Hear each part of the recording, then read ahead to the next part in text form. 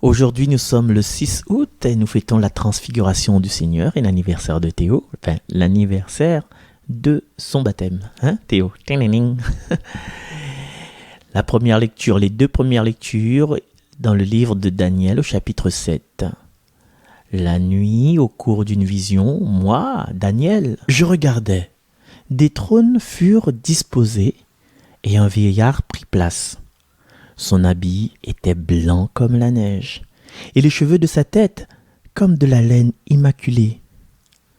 Son trône était fait de flammes de feu, avec des roues de feu ardent. Un fleuve de feu coulait, qui jaillissait devant lui. Des milliers de milliers le servaient, des myriades de myriades se tenaient devant lui. Le tribunal prit place, et l'on ouvrit des livres. Je regardais au cours des visions de la nuit, et je voyais venir dans les nuées du ciel comme un fils d'homme. Il parvint jusqu'au vieillard, et on le fit avancer devant lui. Et il lui fut donné domination, gloire et royauté. Tous les peuples, toutes les nations et les gens de toutes langues le servirent. Sa domination est une domination éternelle qui ne passera pas.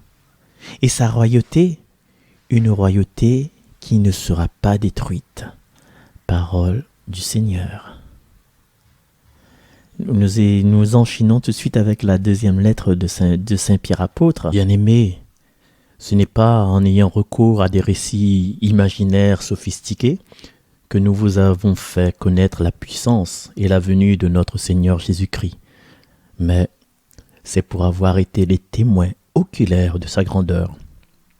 Car il a reçu de Dieu le Père l'honneur et la gloire, quand depuis la gloire magnifique lui parvint une voix qui disait « Celui-ci est mon Fils, mon bien-aimé, en lui j'ai toute ma joie. » Cette voix venait du ciel, nous l'avons nous-mêmes entendue quand nous étions avec lui sur la montagne sainte.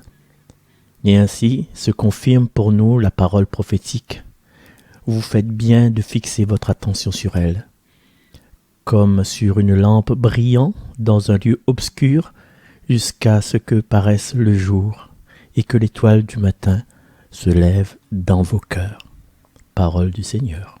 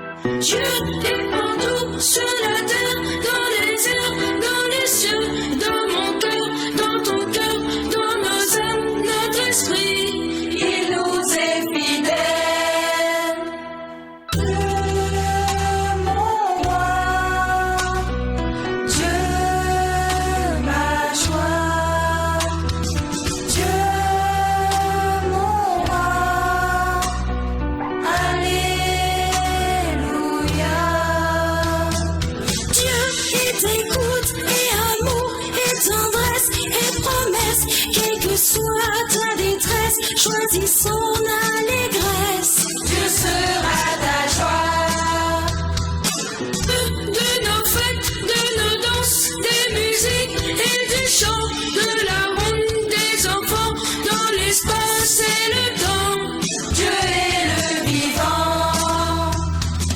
Dieu, mon roi. Dieu, ma joie.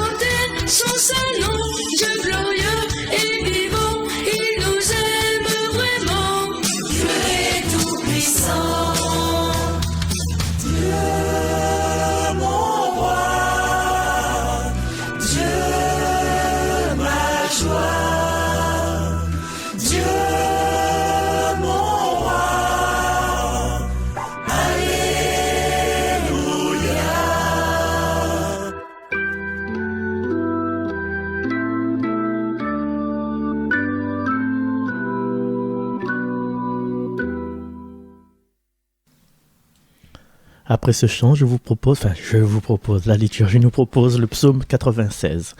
Le Seigneur est roi, le Très-Haut sur toute la terre. Le Seigneur est roi, exulte la terre, joie pour les îles sans nombre. Ténèbres et nuées l'entourent, justice et droit sont l'appui de son trône. Le Seigneur est roi, le Très-Haut sur toute la terre. Quand ses éclairs illuminèrent le monde, la terre le vit et s'affola. Les montagnes fondaient comme cire devant le Seigneur, devant le Maître de toute la terre. Le Seigneur est roi, le Très-Haut sur toute la terre. Les cieux ont proclamé sa justice et tous les peuples ont vu sa gloire. Tu es, Seigneur, le Très-Haut sur toute la terre. Tu domines de haut tous les dieux.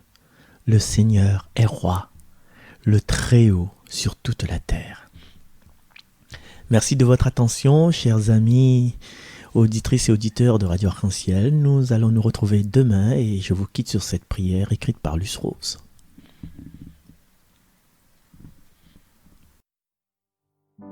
Tu m'as dit, Seigneur,